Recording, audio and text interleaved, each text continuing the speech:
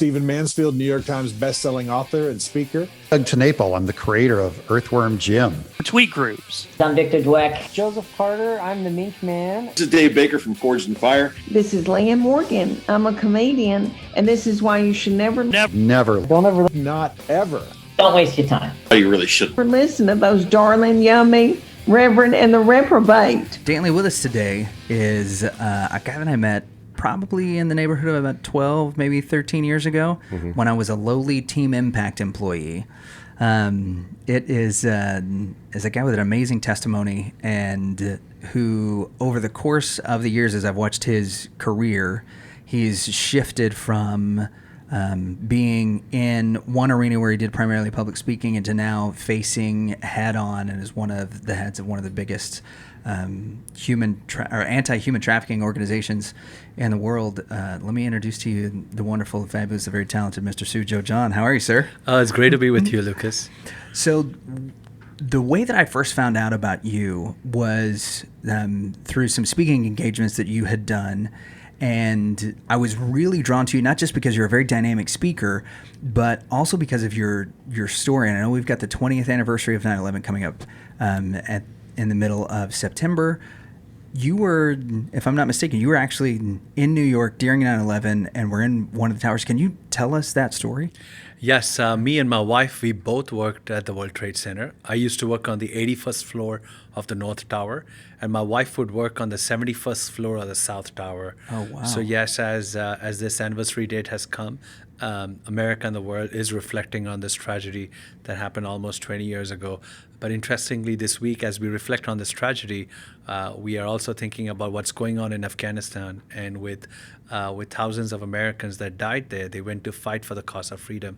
So it is, let me say at the outset, it's kind of an emotional time beyond the fact that it is the anniversary of 9/11. The circumstances now leading to the anniversary this time around, it's very dark. It almost feels like we've gone back in time. Yeah. And so many of the sacrifices, in a way, have been in vain.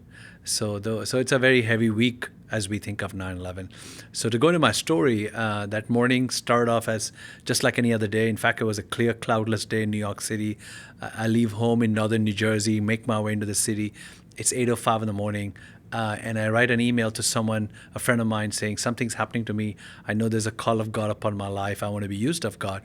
I send that email at 8:05, and after about 40 minutes, in fact, 8:46 to be precise, American Flight 11 flying coast to coast from Boston to LA, flying at 440 miles an hour, carrying over 10,000 gallons of jet fuel. Because this was an East Coast to West Coast flight, right, comes crashing in, and part of the wing of the plane tears in through our floor. So what followed was just fire, with things all around us catching fire and breaking down, and the building shaking violently. And the 28 of us in the office at that time, we thought we were going to die. We started fighting our way through the fire. We make our way to the stairwell, thousands of people joining us on that stairwell, and we passed all these firemen now, brave firemen and policemen. They were making their way up as we were making our way down. We high-fived them, saying, "You guys are the real heroes." And we had no idea then that would be the last time we would be seeing the faces of these brave men. I continued my descent down with a very heavy heart, because I'm thinking about my wife who works in the other tower. Right. Cell phones wouldn't work, so I couldn't reach her. But we hear another explosion. And those listening to me, you will remember that. Many of you saw it on your television sets if you were alive then. I know it's 20 years, so now you have a lot of younger people, right, who are very young, who were not born when 9/11 happened. But I'm talking about the second plane that crashed into the second tower. So while I'm in the stairwell, I hear that explosion, but we didn't know what was going on. I continued my descent down. And to quickly go through my story, it took me an hour and 20 minutes to come down 81 floors. And we're on the plaza level. And this plaza used to be a place where people would gather during lunch and after work. But now this place of life has been turned into a place of death. There's bodies and body parts, and the fuselage of the plane lying there burning. We were told, avoid the scene on your left, go down one more level. And we get to the concourse level.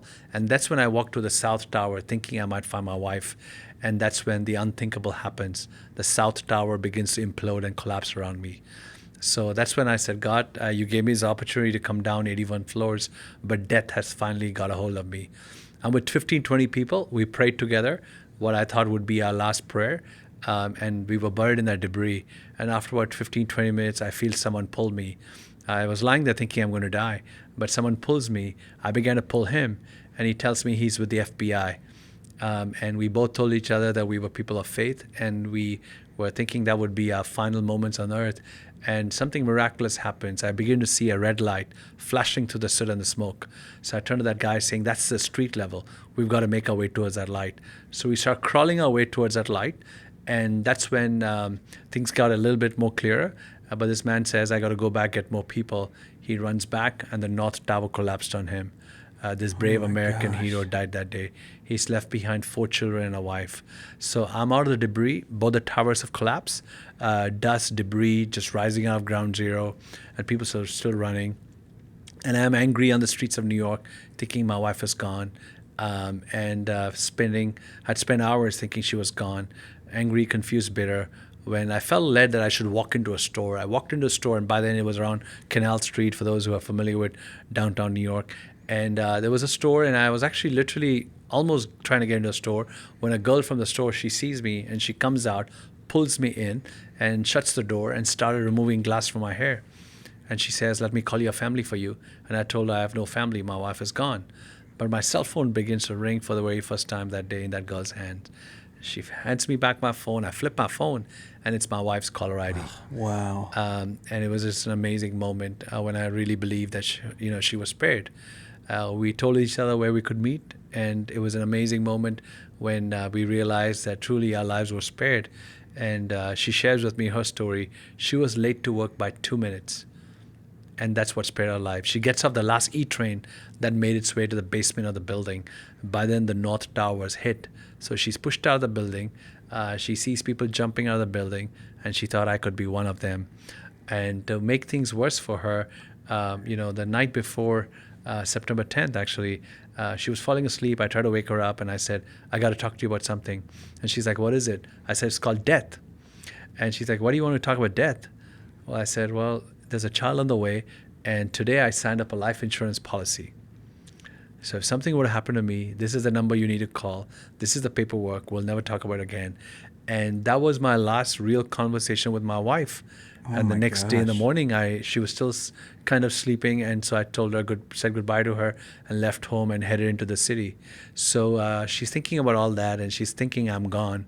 But I always, when I share my story, I always share the fact that God's the author and the finisher of our faith. And the circumstances could look very difficult and bleak for all of us. And those listening to me right now, you're going through a story. It may not be about a building that's collapsing, but something's collapsed in your life, something's dying in your life. But till God says it's done, it's not done yet. Yeah. And God's always, trying to resurrect the things that are collapsing in our lives. So if you just allow him to do that. But in a human perspective, we often throw in the towel, we tend to give up. And I thought she was gone. She thought I was gone. But God had mercy on us and spared both our lives. That's incredible. Yeah, it's an incredible. You said 81st. Yeah, I was on the 81st floor of Tower 2. Of Tower 1, the North Tower, yeah. You made your way down. Took an hour and a 20 half. minutes, yes, yeah. Good grief. Yeah. It's so odd hearing, because this is something like you had mentioned. There are people that don't know the story. There are those that saw it. I saw it. I was homeschooled. We're probably both doing the same thing. I was in the kitchen with my dad. We heard it on the radio, and we had just moved into a new house. We were eating breakfast. I was actually homesick from school, and he and I ran to Best Buy. And we went to Best Buy and we bought a pair of rabbit ears for our television. We didn't have cable or anything hooked up. I mean, nothing. We hadn't even unpacked most of the boxes in the house. So we ran to Best Buy and got a pair of rabbit ears and just hooked up an antenna. But when we got to Best Buy, that's all that was on all of the televisions there. And it was really surreal walking through like hundreds of TVs trying to get somebody to help us so that we could figure out what was going on. Because everyone had stopped. The world was standing still. Yeah. And for kids that are watching that don't know what rabbit ears are, yeah. Before the age of the internet or cable boxes, yeah, HD TV. There were 2 little metal sticks that you'd have to position to capture the RF signal. Yeah, that the radio frequency. It would interpret and show you a picture on your TV. And I just remember feeling not just like stunned, but very helpless. And it was similar to how we felt in like 94 during the Oklahoma City bombing. I remember that. I was still very young then. I was 8 or 9 whenever Oklahoma City was bombed. And I remember that everybody in the country was just so devastated. And this felt similar to that, but on such a large scale. And we had several friends who, at the time I was doing an internship at Merrill Lynch.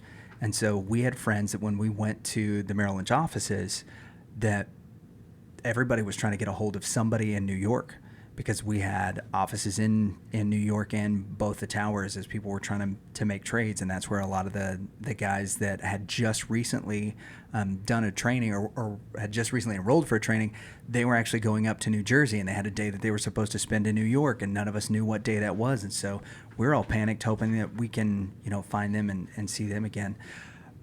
What was, I guess, what motivation did you have in telling this story to people? Because this is one of the things that's so incredible is we've had the opportunity to talk to people who have survived 9/11, and so many of them are unable to talk about it. And so many, Malcolm Gladwell did or cited a study where so many of those people, their memories have changed over the years. They originally they said, I was folding towels whenever I found out about it, but 3 years later they thought that they were in the kitchen and with their dad. Yeah, and there's so many like things that have helped to distance them from the trauma that they experienced. So how is it that not only are you talking about this, but what motivated you to want to share your story about what happened? That's a great question, Lucas. So what happened was right after 9/11, September 12th, I wrote an email to 15 people, and those are the only people that I did email with, I guess, on my personal email back then. And I basically told them what had happened to me, and I knew they were probably looking for me. Right. That email went viral. Okay. They say that's the most viral thing that went out of the United States. Hundreds of thousands of people literally all over the world get that email. And then I had media knocking on my door saying they want to hear my story. And so I was really trying to figure out what was going on. Deep within me, there was also this fear to begin with that America could get attacked again. Right. Nobody knew what was the next thing that was going to happen, and that was the feeling that everybody had. But beyond that, for me, when it got hit, the response to that, to my story, even when I was sharing it on media, was phenomenal. Two kinds of responses. One was I was talking about my faith, and people were very open to that. When tragedy hits, people run to God, right? Right. And it was okay to pray in the name of Jesus across America. The New York Times, interestingly, did a one-page story on me. And if you look at that story, it was actually, the title was, in Pulpits, a Survivor Talks About God's Deliverance. They put the whole gospel message. Wow. So, I've had fun interviews too. I remember, I won't mention some of the networks, but there were some large networks. And I was live with them in New York City. And the moment I talk about Jesus, a few of them cut me off, saying there was some technical issue. I knew what was going on. It's like me sitting in your studio. There was nothing going on except the fact. But I didn't care. I was like, I'm going to talk boldly. And I'm like, you want me? This is who I am. And this is what I'm sharing. So I started sharing my story. And I started seeing literally thousands of people coming out to these events all over the country. I would show up in towns, say population 2,000 people, 4,000 people would show up. Wow. There would be overflow rooms, right? 3 or 4 extra overflow rooms. And I had never done public speaking, but the response was phenomenal. But I also fell in love with this country. And I as I reflect on that day, I think of what had happened. So the media covering our story, I remember I would get so many letters by email and also by mail, snail mail.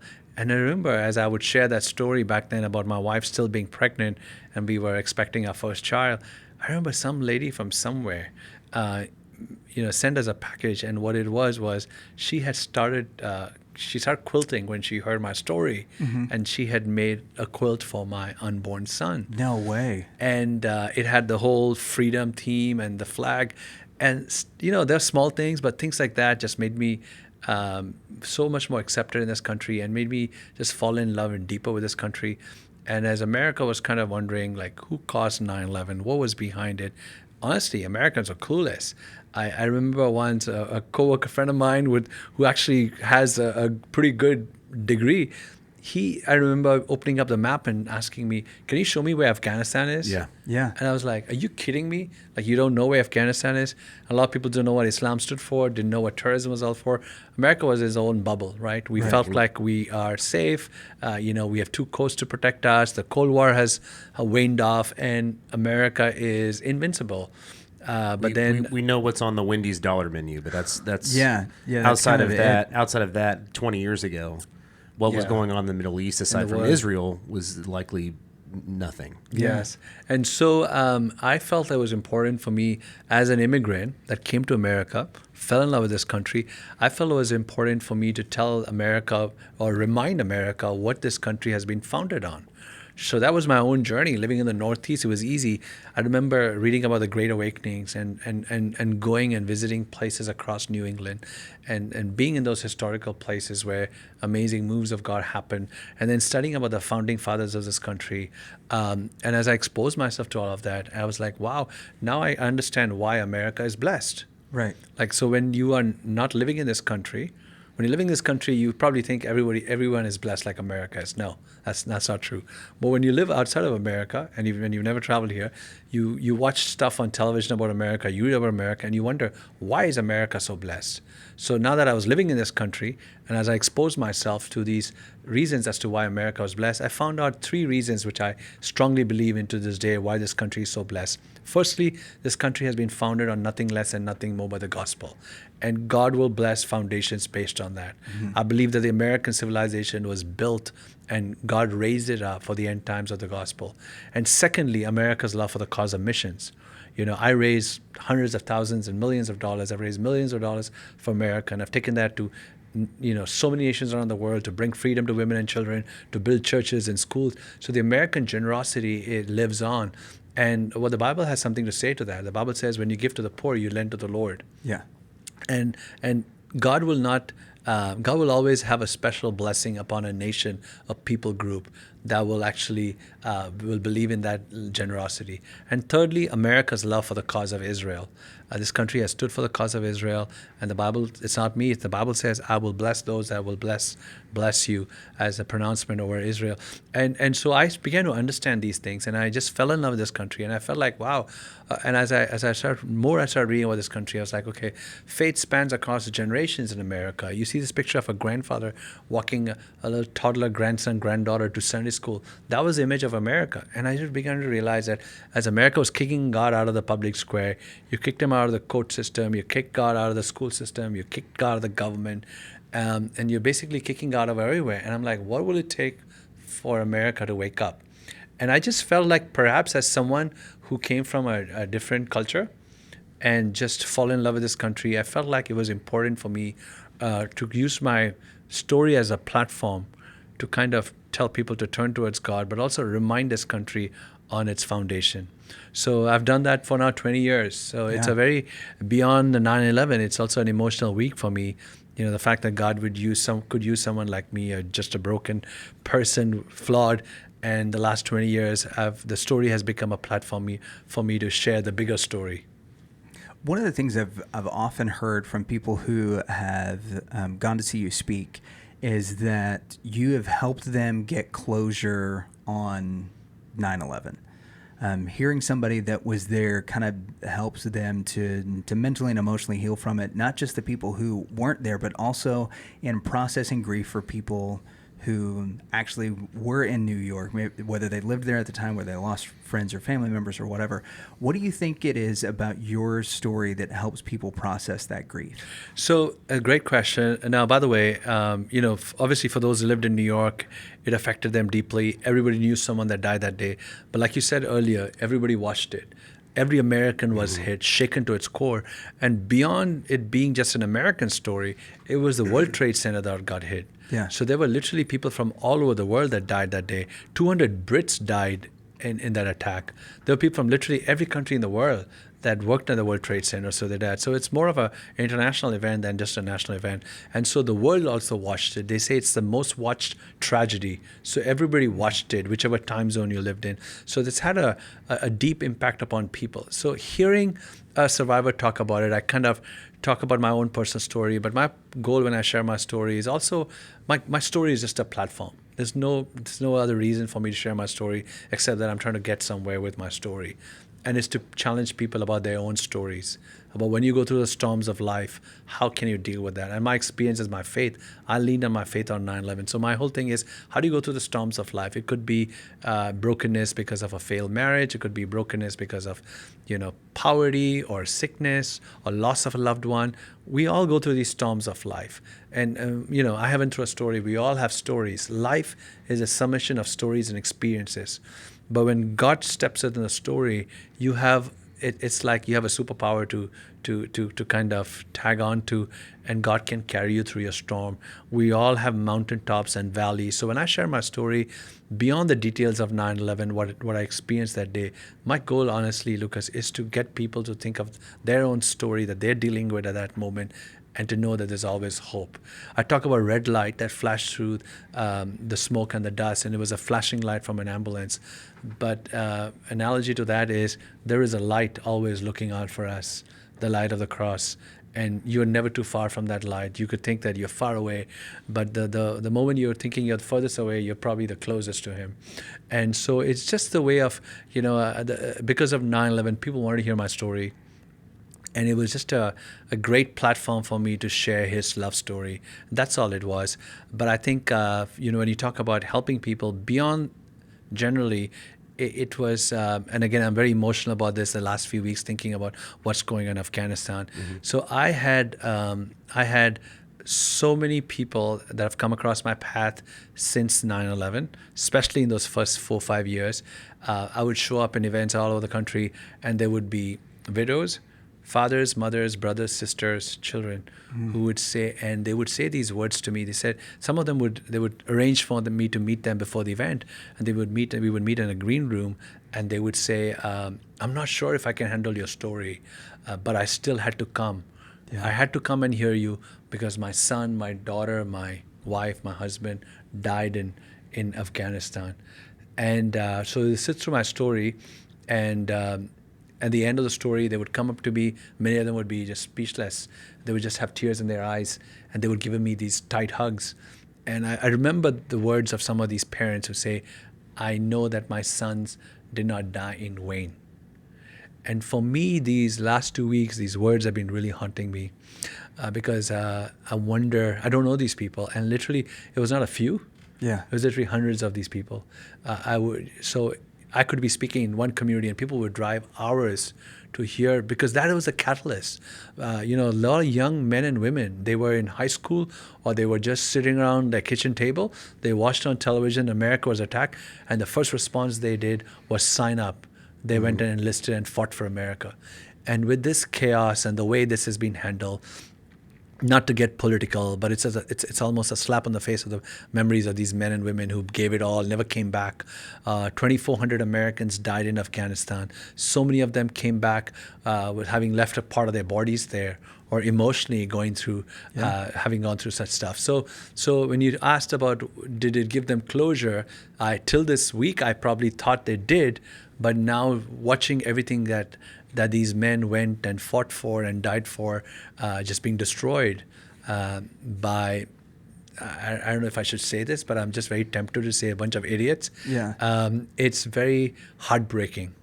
It has been, I think, for us, not just stateside, but that was our generation. Yeah. Right? We were in high school when it happened. I watched friends of mine, and as soon as they graduated high school, they were going off to boot camp. Most of the guys that I grew up with ended up going to college on GI Bills because they went and enlisted immediately. And a lot of the work that's happened with soldiers, specifically in the last 15, 20 years, and we look at terms today like PTSD that is now part of mainstream vernacular because of this generation of young men who enlisted, who went to Afghanistan and who have come back now, or went to the Middle East in general. A lot of them went to Iraq as well, but have come back with post-traumatic stress. So And I would travel. I didn't know about that before. I would travel. I was traveling constantly, doing 2-3 cities a week during that time. And I remember being at DFW airport. A lot of them would be brought through DFW airport because airports in the south, they would treat these soldiers better. And I had this interesting thing that I would buy in bulk. It was called the Flag of Honor. It basically had the names of everybody that died on 9/11 printed on an American flag. I had hundreds of them. Yeah. So I would give these flags away, and I would carry these flags and I would give it to these troops when I used to run into them in airports, or I would just buy these Starbucks cards and just do something, because I just knew what was going on. So I had so many experiences with troops in the airports and on the point.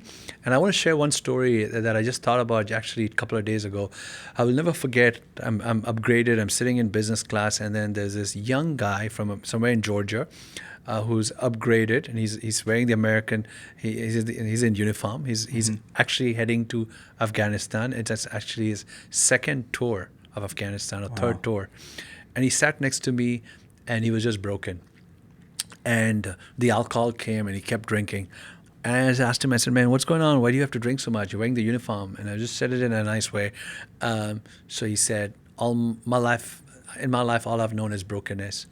So I said, "Tell me, I'm here to just listen." So he was telling me what had just happened to him. One personal story out of thousands of personal stories out there. He said that his first tour to Iraq, Afghanistan, he comes back and he finds out that his wife has become a stripper. And he's got a 3-year-old daughter. And not only that, his wife cleaned up his bank account, like sold everything, nothing left. And then he was begging the military not to send him because he had a 3-year-old. Yeah. But they felt it was important for him to go. So here is a man, on his way to Afghanistan, just tears in his eyes and just broken. So I was like, I didn't have, I always feel like, we can wish people well, but it's always nice to do something tangible for someone, right? Something small. And I remember getting out of that gate. And as soon as I got out of the gate in some airport somewhere, I gave him a hug and I said, "Give me a couple of minutes with you." He said, "Sure." So I saw a store. It was Brooks Brothers. And that's not the best place to buy something for a young guy. That was the only store there. So I just wanted to give him something. And I just tell him a small way of saying. So I went there and something hit me and I just said, "Just tell him to buy a shirt." So I said, "Pick a shirt. Pick any shirt." He's like, "Really?" So I bought him a shirt, and then he hugs me and he says, "You have no idea, today's my birthday." Wow. And to guys like that, I remember once meeting a very high-ranking official. He was sitting next to me on the plane, and I felt I should do something. And instead of, I didn't want him to know it was me, so I wrote a long letter. And I actually gave it to the flight attendant. And I just wrote to him, and I just gave it to him. And I actually put my email on that letter. I got an email back from this guy. And it was just my way of just expressing what had happened and thank you for going. And he wrote back and he said that he was going to read my letter in the base. So I had so many experiences because anything to do with 9/11, that's why these guys went. Right. So when you talk about closure, I honestly, Lucas, because of what's happened right now or happening right now, it's very difficult to answer that part. I always thought it would be easier to answer that part of the question. But with what's happening and what could happen there, it's very difficult to answer that question. Yeah, the times have certainly changed that over the last several weeks and months for sure. And the timing is interesting. It's the 20th anniversary, and like you said, in the last few weeks that we've been watching this for many disaster unfold in Afghanistan. I've seen the same thing of friends or just on social media, people saying a lot of moms. I left brothers. I went and served, and I left brothers. I lost children there. It is difficult. I keep coming back to what I want to make sure that those that served remember and in America remembers the people who haven't, is that we are grateful for what they did. Yeah. It's not their fault.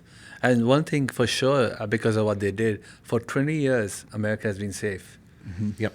But we don't know about the future. Yeah. Afghanistan is going to be. I've had some run-in with the Taliban personally. I had a lot of anger towards Muslims, and that was something that God had to heal me. It was, here I am talking about God's love, and I would carry that very deeply. Yeah. And that's something that I had from childhood, because growing up in India, Indians and Pakistanis don't get along.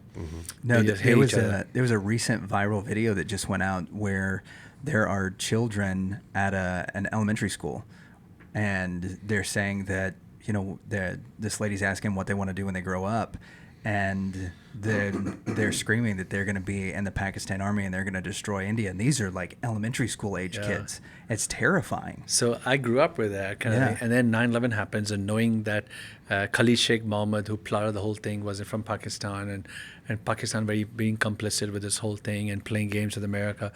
And through that journey, God started working on my heart, and knowing that not all Muslims are evil.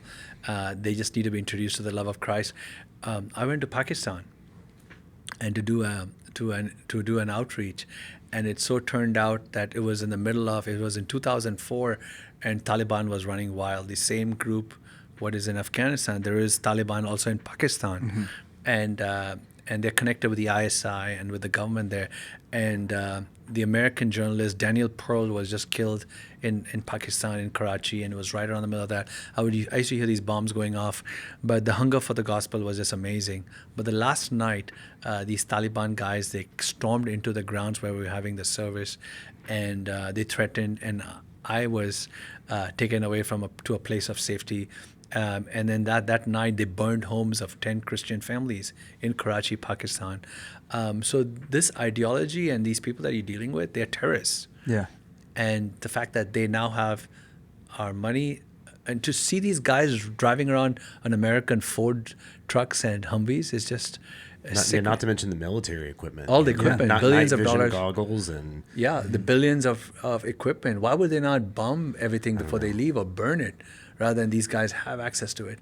So it's a lot. It's a very difficult anniversary. 20-year anniversary should have been about the people that died that day and the sacrifices of those that died. But now, because of Afghanistan, it feels like for naught almost. And that's one thing I wanted to make sure to mark, that those that did serve and those that lost their lives, we as a nation are very grateful. Correct. Yeah. And it's important to remember that it wasn't for naught. I think one thing, and this is one of my questions, I don't have the answer to, but one of the things that I am very concerned about with the withdrawal and seemingly abandonment of our friends, not only some of the civilians that I know there's still rescue missions underway, and hopefully that we're able to get everyone out, but it's hard to see a future in that area, Afghanistan, Iraq, where people trust us.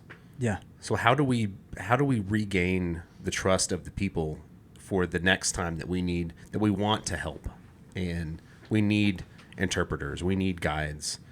How do we have any credit left? And I'm not trying to get political either. I'm really trying to ask a question. Well, it's going to take a long time. I just heard someone say on the television the other day that post-Vietnam, it took a generation for America to kind of earn that trust and a reputation back. And it's just been squandered and smashed. So it's probably going to take another generation. That breaks my heart. That just breaks your heart to think about those people who actually supported. Now it's very much possible that the very people that were once on America's side, they now feel betrayed. Yep. Now for them to flip, and when these people flip, they know all the secrets about America because they worked with you. Right, they know they have access to it, and some of them could even be, the wrong people could also be ending up here as so-called refugees, right? And so we've just this whole can of worms has been opened, and we have no idea where this is going to go. But Afghanistan is a difficult country. If you look at history, if you look at when Alexander the Great was running wild over the world, and that's why he's called Alexander the Great, right? Where was he stopped? He was stopped in Afghanistan. And so he couldn't move on further. And then you look at the Soviet Union, Russia, called Soviet Union. They control all those countries around Afghanistan, right? Tajikistan, Uzbekistan, all these countries were under this, and they tried to get in, and the Soviets were left dry in Afghanistan. And then the Americans, when they went there to fight the Soviets there, America had lost that battle too. And that's what led to the Taliban and the Al-Qaeda growing. We at one point funded them and equipped them to fight the Soviets. That's what the Al-Qaeda is. And so it's just a series of bad policy and judgment that America has displayed, which is really shocking. But yeah, nation building is a great idea. It's a great theme, but I don't think you can do it in countries where they've never had that, right? And you could probably do humanitarian work and help the poor people out, but to think that they can become a vibrant democratic country like America is, it's just foolhardy. It doesn't work in many countries of the world. We failed in Iraq in a way, we failed in Libya, we failed in, so Middle East, they're just used to a very authoritarian rule, and this has been for thousands of years. They don't have the Magna Carta. They don't have these founding principles. And so for us to think that we can go and build it from scratch, it's just being dumb. I think that's one of the things that really stands out to me the most is that especially if we look at the Middle East, like these are cultures that are thousands of years old in comparison to the United States, which is a few hundred years old. And when I say that, obviously we've got Native American people who have been here for hundreds, if not thousands of years. But within the current United States culture, that it only really started in the late to mid 1600s, and then by the end of the 1700s, we were an independent nation, and now have, been in the midst of the greatest Republican experiment that there could be, as American as a republic, not as a political institution. But so that's one of the things that's always kind of driven me crazy. And what I'm noticing is that now that we are, starting to advance as a country in age, is that we're becoming aware of some of the issues that have plagued nations and cultures that are thousands of years old. And one of those big issues is something that you've turned your attention to recently, and that's sex trafficking. I know for a lot of us in the United States that this is an issue that we've only heard about for the last 15 years or so, that it's become something that was brought to the forefront to the public. But this is a war that's been going on since, it seems like the beginning of time that this kind of thing was happening. What made you shift from being involved in, speaking and telling your story with, surviving 9/11 and helping encourage people and giving them closure? How did you turn the corner, and now where you're running an organization with You Can Free Us that is one of the largest organizations in the world that actually helps bring people out of sex slavery and educate people and equipping other countries to do that? How did that transition happen? So what happened was, once with my speaking, I started traveling around the world, and my worldview changed, and I started looking at the world, and you start seeing all this brokenness around the world. And I was convinced that beyond just wishing well for your neighbor when he goes through that, what is important is how do you make the gospel very tangible? How can you be Jesus in skin and flesh, right? So as I started traveling around the world, taking care of different needs in whatever way I can, I remember someone saying, you need to come and see the red light district. And this happened in New Delhi, India. You need to come and see the horror of this red light district. And what is so interesting, that trip, Team Impact was going to go with me to India. Okay. They actually did go with me to India. And I remember working with Team Impact guys, all these big guys. And I had a group of women actually from my church back then, from Flower Mound, a group of women coming to India to work on one of our other projects with their teenage daughters. So I had two groups, women and young teenage girls, and these big guys, like 7 or 8 of them. And I was going to do an outreach with them one part of India. So this person who had seen the red light district said, you need to come and see. And I told these women that there's a possibility we might go see the red light district. And they were like, yeah, they were excited. And then I thought, well, it's a good time to take these women there because I have these Team Impact guys with me. So we'll be safe. You get protection. Yeah, but it so happened that the Team Impact guys, they missed their flight. They couldn't make it that day. And I told them, meet me in this other city in India. And I remember telling these women, we're not going because these men are not there. They're like, no, we've got to go. So I arranged for some locals to join us, and we went in the red light district. And I was like, we're meeting women, so let's take roses. So we bought hundreds of roses. And as we were handing out these roses to these women in the red light district, I'm seeing where I'm walking into literally, these boxes, cages and cells that these women are kept in, 3 feet by 6 feet. And post 9/11, I'm very claustrophobic, so I could barely breathe. And as a man, I'm saying, this is caused by men, and I'm angry. But I'm also seeing women now selling women. And I remember as I'm handing out this rose, one girl, she grabbed me by the arm, and she said, if you really want to help us, get us out of here. And it just hit me like a ton of bricks. What am I supposed to do? This is controlled by the mafia. I have no idea about this. I probably at that point had thought that this is like a one-time visit for me to see what it is and maybe help someone who's doing what he's doing.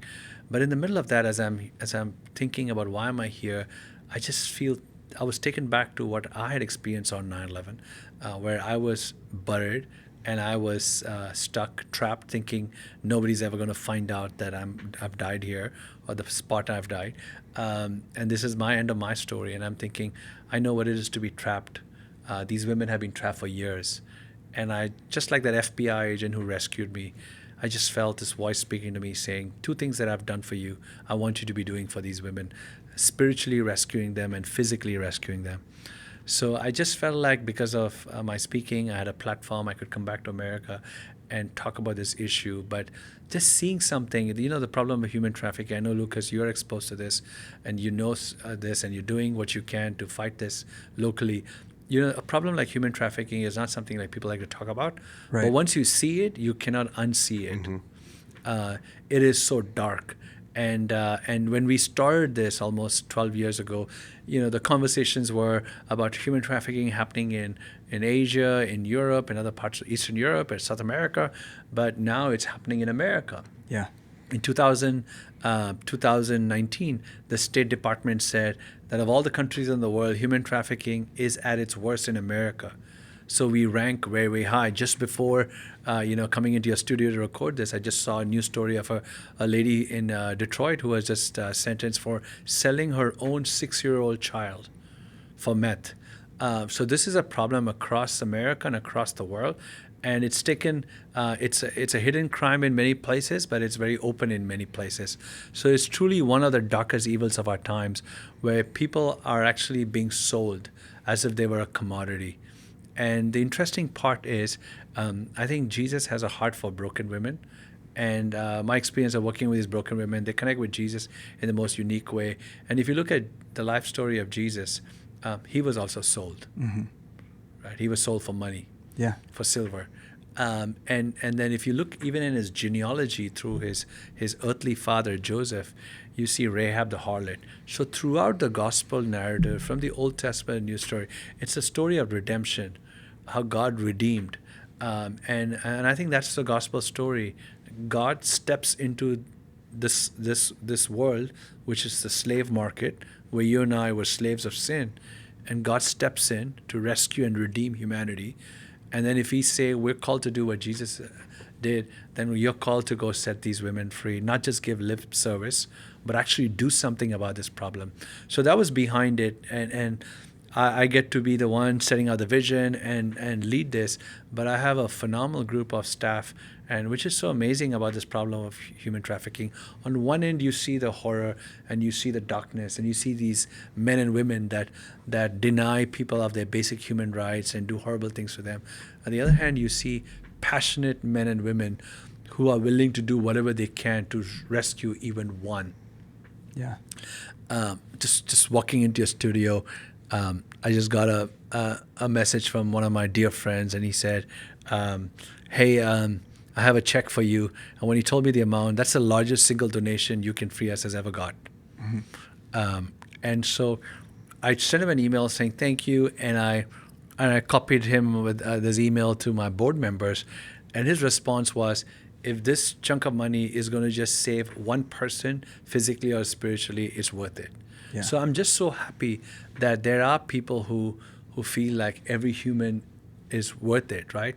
And so it's a battle, but it's a battle that everyone listening can be part of it. Some can actually be involved in the fight, some can pray, some can give, but we all have a part to play in this fight against slavery. So what is it that You Can Free Us does? Okay, a few things that we do. One is on the prevention side, we bring awareness to the problem. We don't want, trafficking is changing in the way traffickers, traffic people. In some places, they kidnap, but in a lot of places, it's simply luring young people over the internet on social media platforms or on apps. And that's happening across the country.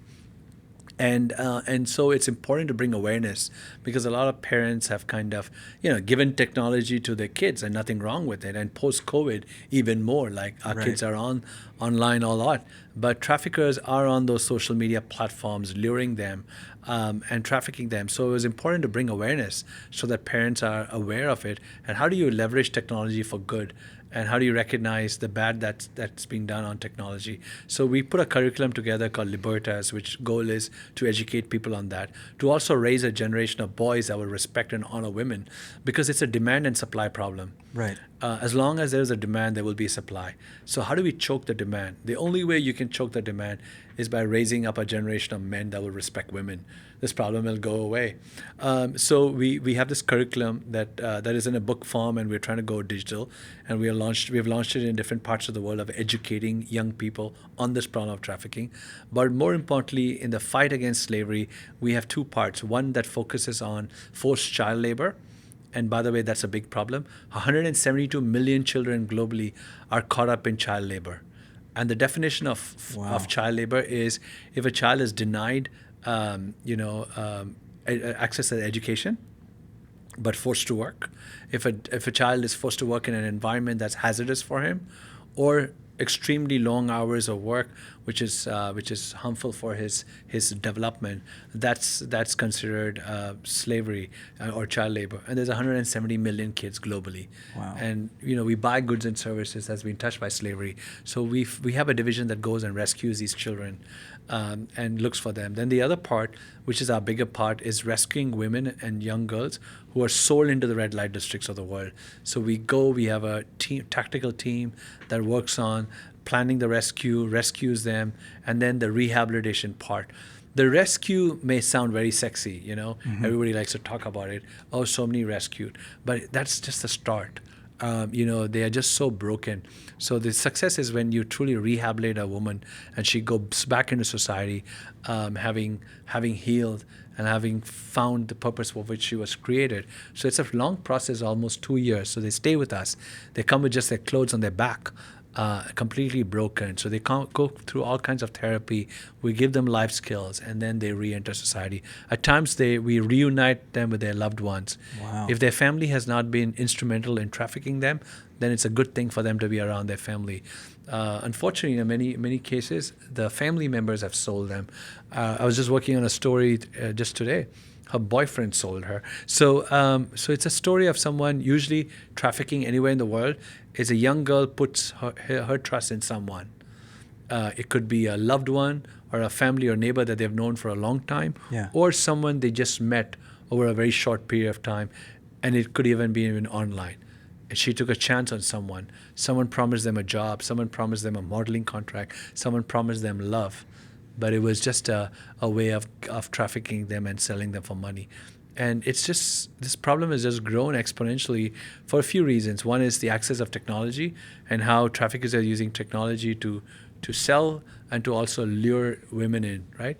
But beyond that, if you sell drugs, you snort it, you inject it, it's gone. Yeah. But a human being can be sold and resold. And so, and also with this war against Al Qaeda and this war against terrorism, if you work with people who are worked in special ops, they will tell you that when they went to blow up all these networks that were just dealing with drugs at one point of time, now these drug cartels also deal with women. They sell, arms, drugs, and women. So it's become a big problem around the world. Yeah. Yeah, and I'm sure that changes the tactical approach that you have to take. Right, because if you're just going in to raid a facility that's known for narcotics or for black market goods, that's one thing. But if you go into a place that is you're there to save lives, or that might be something that you encounter that has to change the tactical approach. It's full of potential hostages. Yeah. Yeah, absolutely. I mean, that completely changes the That's what the soft side is. is the military or the law enforcement. They go with nonprofits to bring, there is a girl that's going to be extracted from there, and all she's seen is violence. So she doesn't understand, these guys coming to rescue her. She thinks now she's going to be a slave to those people. Wow. So then she has to immediately be surrounded by people from the nonprofit who brings that soft edge to the whole thing. Yeah.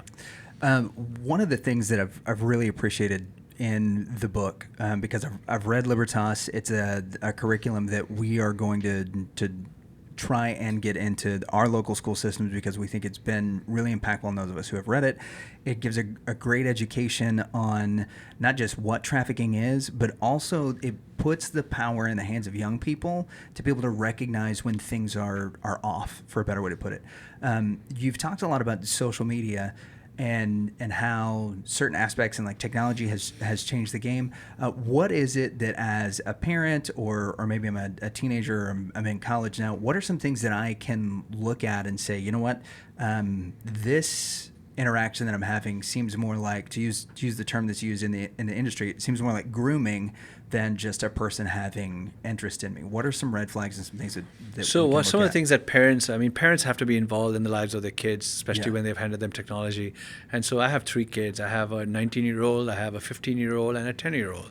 And because of the age group where they're in, obviously the 19-year-old, he's an adult, and I'm not looking up his phone and seeing what he's up to. But when he was younger, he had to put his phone at a certain place in the evening, and he couldn't take technology to his bedroom. The same rule applies for my 15-year-old now. Every now and then, me and my wife, we will look into that. And the 10-year-old, even more, we are involved in the kind of technology platforms that he uses.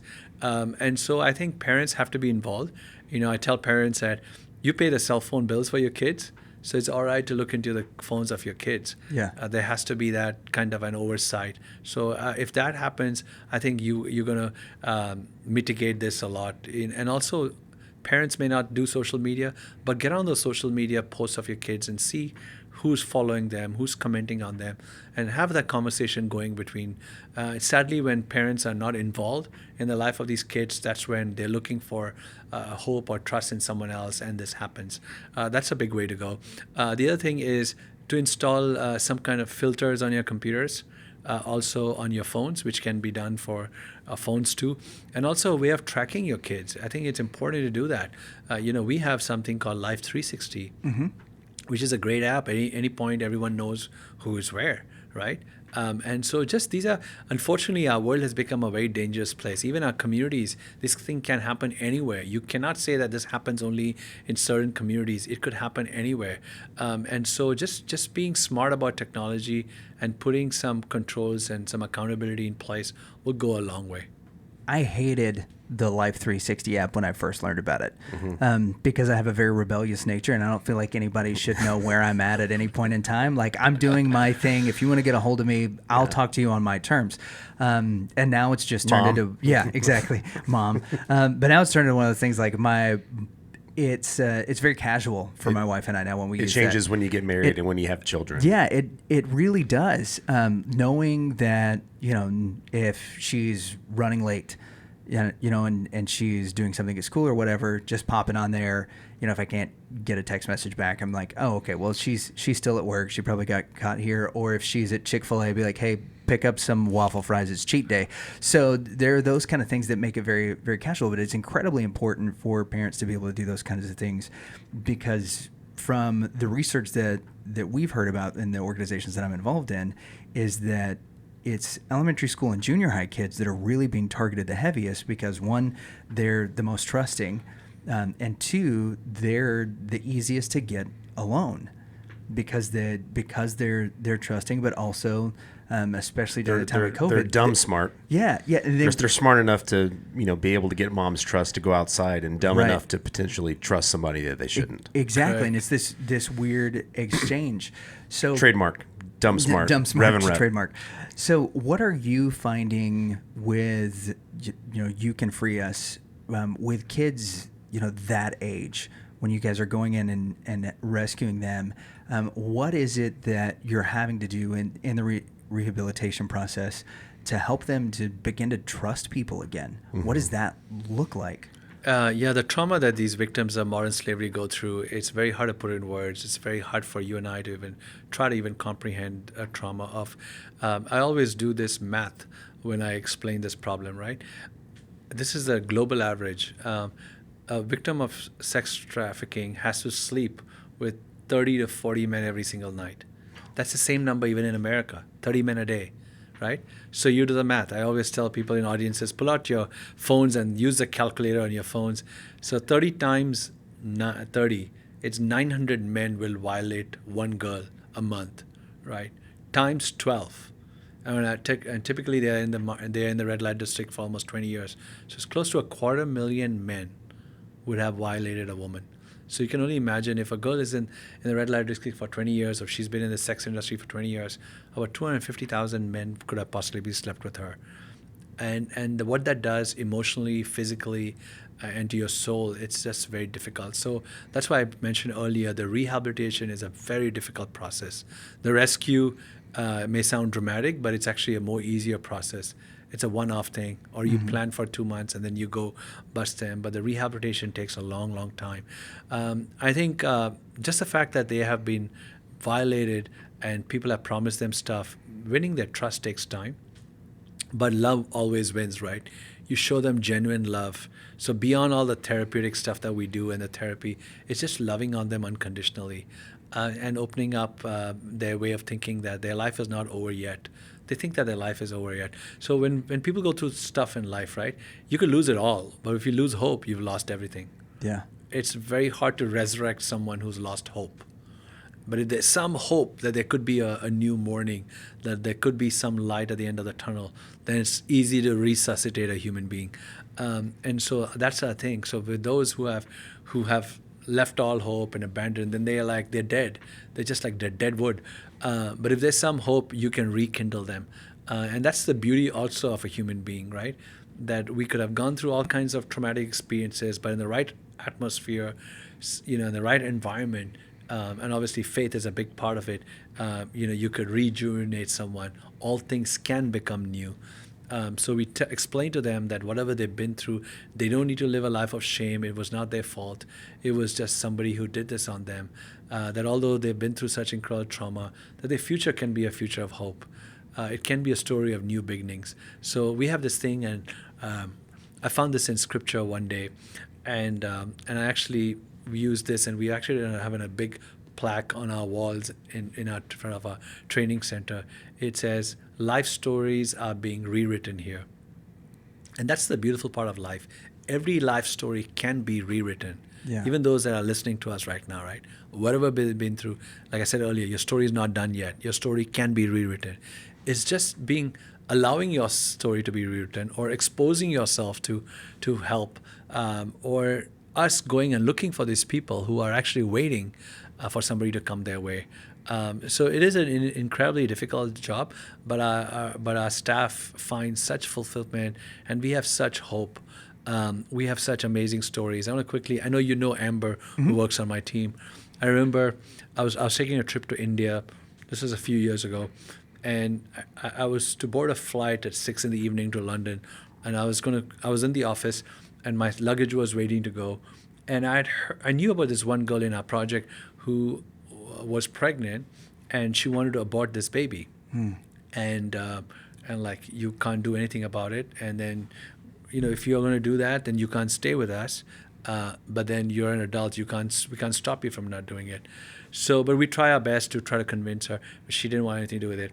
So this crazy idea hit me, and I had 1 hour to go to the airport. I said, Amber, here's the credit card, go to Target, buy a suitcase, load up that suitcase with all kinds of stuff for the baby. And she went to Target and she bought all kinds of baby stuff, right? So I took that bag full of the large suitcase full of baby clothes and stuff for this unborn child that she's going to abort. And I went to our staff team and I told the girls, and I said, hey, y'all are going to have a baby shower for this woman. And they had a baby shower for this girl. And when she saw the love that people were pouring on her because she posed that baby shower, and I wasn't even there for the baby shower, I had left by then, she wanted to keep that child. that child is a precious 2-year-old. Wow. Yeah, who is just just a beautiful young girl. So I always have this thing with Amber, and I just tell her like one suitcase that saved her life. No kidding. So it's just one suitcase of stuff, a few $100 that saved a human being, and so you never know, So we can all do our part. So I would encourage people listening, be open to what God might want you to do in this problem, and we could all play our part in this. One of the things we talked about before we started the recording was the difference between going on a humanitarian trip where we might go and build houses for somebody and we're kind of in and out in a week. And a lot of times in the States especially, we want to pat ourselves on the back and put everything on social media like, oh, hey, look, I built 10 homes this week. And everybody, yeah, that's it, pictures of me and my hammer. And then we come home and we're doing it. And by the way, that's all great. Yeah, it is. It is there's fun nothing wrong we're with it. poking fun at it, but it is good. But there's something different when you start a humanitarian effort and you turn it over to the people in that community. And you were telling us that's kind of what you guys got to do in Poland. Will you tell us a little bit about the work that you guys are doing there? And actually, how many countries are you guys in right now? In about 7 countries now. Okay. So before I say that, to kind of comment on what you said about painting and stuff like that, we go and so the funny part, I was working with somebody overseas, I forget which country, and he was talking about a team, which is very typical American churches. We send men over to a country to go paint up an orphanage or whatever. So I did a quick math, and as I was on the phone with him, I said, how many people coming? He said like a team of 12 guys are coming. What is he going to do? They're going to paint this orphanage. So I said, well, it's going to cost them at least $4,000, right? This trip, flights and hotel. Yeah, it's about $5,000. And I asked him, if I were to tell you, hey, I'm not coming, I'm going to write you a check. What will it cost to paint your orphanage? He said, sir, less than $2,000. So I said, this church is spending $50,000. Yeah. To do so. That's where we do things that are just so silly. But maybe the good part is it exposes people to the need, and maybe they come back and they carry a burden and raises money. But I'm a product of missions. I just tell people we do a lot of dumb things about missions too. We just have to be smart about how we spend our money. So my goal is everywhere we go, how do we make people care for their own community? Yeah. We would have failed if we go and build something and it has to be sustained by American generosity. Mm-hmm. When you live in America and almost most Americans, we have this entrepreneurial spirit. Yeah. So whether it's business, whether it's military, or anything, we have this new thing, technology, like all these innovations that the modern world gets to enjoy. Guess what? 95% of it have been invented by America because somebody sat and dreamt and then went to his garage and started doing something about that dream. So with that entrepreneurial spirit, we need to carry that into the missions field so we can be a catalyst to jumpstart something. But to be sitting and managing it and running it is basically telling those people that our money is always going to be better than your money, or we want to be always telling you what to do. I think we need to go and excite them about a cause, show them how it can be done, give them the resources to get it started, whether it's intellectual capital or the money to do it, and then say, this is your problem, we're going to go somewhere else, right? And so Poland was a classic story where we were able to do second highest number of victims of trafficking in Europe. And I just felt it was important for me to go into that country. We went into Poland, and the horror was unbelievable because Poland, when it joined European Union, Polish people have access into other European Union countries. So Russia, Ukraine, Belarus, all these poor countries, Moldova, they start sending people into Poland as a transit country to get girls into Western Europe, to Germany, Italy. So that's what I saw, back of trailer trucks, women being kept, brought through Poland on the way to another country to be sold. Trailers. Yeah, on the back of trailer trucks, yeah. And so that's where we got started. But we had a very unique thing in Poland. And this came straight from our staff. And it wasn't my idea or any of our idea. They said, well, when you think of traffic victims, some of them, they also get in trouble for other things. Right. They're in and out of prison, fact. And when you look at traffickers who also get in trouble for other reasons, like dealing with drugs or crimes, they're also in prison. So if you look at a prison system, in the prison are two audiences. One is victims of trafficking or potential victims of trafficking who could be most vulnerable. Because this is a story of prisons all over the world. When a lot of these girls are leaving prisons, there's nobody to receive them. There's no family, no loved one. She's been incarcerated for 5 years, 10 years. She has no world to go to. She gets off the prison walls with this little bag holding her few little possessions that she has, nowhere to go. Traffickers actually know where to get these women. They go stand outside the prison doors and tell them, I'm going to take care of them. There was a conviction of a man in Michigan, and what this guy did, he used to get these lists of those that were going to get out of prison in the next few weeks and target women. And so this happens all over the world. And then the traffickers are there, if you're talking about changing the habit. So we had this program in 27 prisons across Poland where we were educating women on the horrors of trafficking as a prevention effort, and then trying to deal with the men who are selling these women. So that went on. We had a safe house there, and it came to a point where we started getting some funding from the Polish government. Okay. And when that started happening, I was like, it's time to back off, because otherwise even the Polish government will be like, oh, there's American money, they'll come and bail you out. Right. And that's when we pulled out, which is a very sad thing to do, but that's my goal in wherever we are. And that should be the goal of American missions. How do we go and jumpstart something? Just be a catalyst, just show them the way. And America is a wealthy country. We are a generous country. We can help them. But then there are hundreds of other countries waiting to be helped. So you could easily get trapped in one country, right? And the enemy might put you in that spot. So then you don't look at the other countries of the world. Or can we go and raise up leaders and truly turn over the work that you've done? And it's hard to sometimes let go, right? This is your baby. You put the money, you invested your time. But at some point of time, you have to say, this is not your work. This is God's work. And people there can do it. And if they fail to do it, it's because of your inability to have trained them. But if you've trained them well, and if you've truly discipled people, then they can run this whole thing.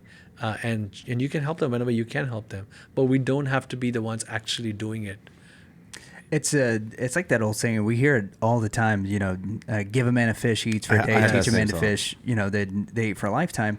But we don't often apply those same principles that we learn in basic everyday life to things like humanitarian aid and, missions and things of that nature. But if there aren't boots on the ground, and we've talked a lot throughout the course of this conversation about cultural differences and things like that. And there is certainly a difference, even in the United States, across the table with people of different cultural backgrounds, regionally, different ethnicities and things like that. How much does that increase when, like you said, the perception of America is so different in the rest of the world that, an American person is sitting across the table from somebody from Poland telling them, no, you can do it, you'll be able to change, versus somebody from Poland that's going to, walk through this darkness with them. What do you think that does, in the hearts and minds of some of these survivors, to give them the encouragement that they need to continue on? So the way, when you do it the right way, something amazing happens. The ones that you rescue and save, they end up being on your team. Wow. So we've had that. This year, I was writing up a report for a grant this week, and different numbers came to me about what we've been doing. But I thought the coolest thing about this year was 5 of the beneficiaries that came through our program lived with us for 2 years. 5 of them this year joined us on staff. Wow. And so it's the once traffic becomes a rescuer. And so that is a way to do it, where not only do you get nationals to do it, but within them, those that you rescue, it's amazing for them to be the ones that will go fight, because they will identify far better with victims of trafficking, and they will be able to tell them. Like, there's a story of one of our girls and who's once a victim, and we rescued, and she's on staff. Her job is to assimilate the girls into the program. When these girls come in, they're scared. They're thinking we could traffic them, we could sell them somewhere. Right. And she turns to them and says, listen, I was one of them. I was just like you. And look at me now. So hang in there. This is what's going to happen. So she does the orientation. of these girls into our program, and That's pretty does a cool. far better job than any other staff member does. So I think that's kind of should be the goal of, Jesus always said, there's a story about the people that were healed, like the lepers, like how many came back. Like when you teach them to have a sense of gratitude, giving back is always important, right? Yeah. And it's fascinating. We help people not with the idea of that they should give back, but it's fascinating to see some of them giving back to help others just like them. And that's when you truly feel like, okay, you made a difference in the life of one. And then also you talk about that lifestyle. It has to be where, we have a system where all our staff, all our girls, they sit and eat together, lunch and everything together. So there's no class thing that you were trafficked and you were this. It's just a family, and that's what they need, and it's just love. So much more to be done, but I think the challenging part of this fight is it's very hard to expand because of what all it takes to rescue a girl and to rehabilitate them. So it's a very, you could set up orphanages and you have one program, you can just teach hundreds of kids at one go, but it is very personalized, very specific to an individual who's been through such a traumatic experience. So it takes a lot of devotion of time and resources. You said earlier about the human spirit, and we talked about the American spirit, but I liked the line about the human spirit that with one remaining spark of hope, with the right kindling, it can be brought back. And I think that applies to 9/11. That 9/11, it's important to remember what happened. It didn't break us as a country. Like you had mentioned that the attack was on American soil, but it wasn't only on American people. The pullout of Afghanistan, the heartbreak there, that's not going to beat us either. It's not going to beat the Afghan people. That I believe that we're grateful as a nation. There are a lot of stupid people on social media, but we're grateful as a nation for the sacrifices that people made in 9/11.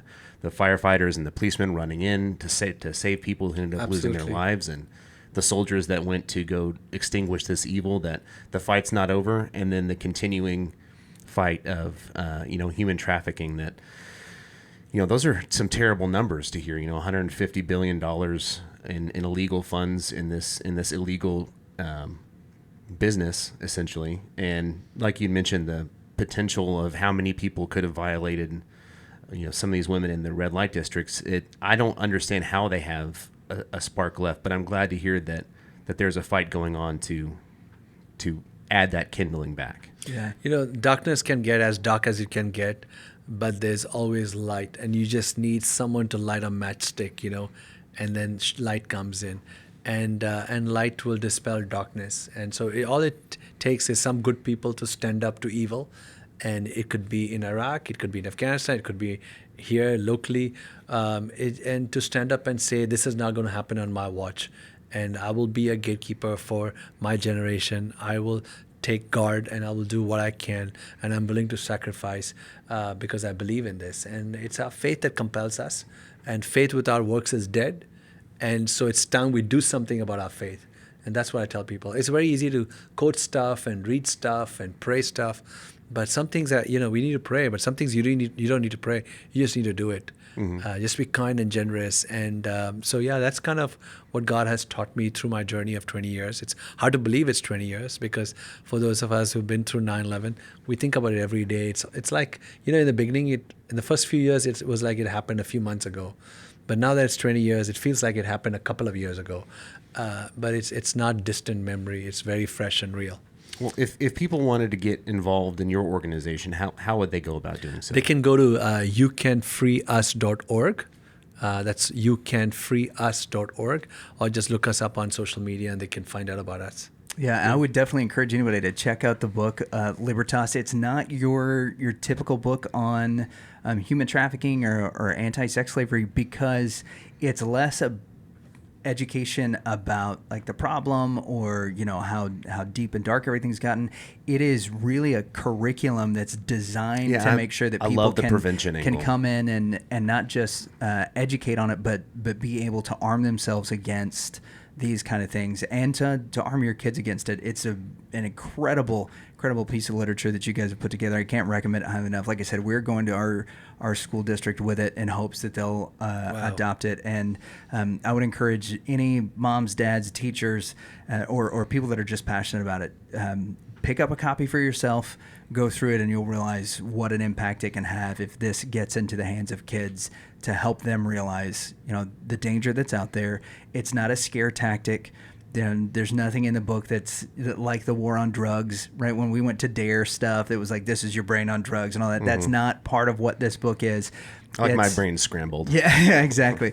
It's just an education on what sex trafficking is, how people go about it, and how you can prevent yourself from becoming a victim to it, and help your friends from being in the same boat, man. Yeah. Suja, I can't thank you enough for the time. I've enjoyed talking to you guys, pleasure. and to see your heart in this community, and you doing what you can do. It's great. So thank you for reaching out to those kids in the community, because sometimes it's easy to think overseas, but we forget that this is happening in our backyard. Yeah, down the 35 corridor. Yeah, right? 35 corridors. Something we've talked about previously.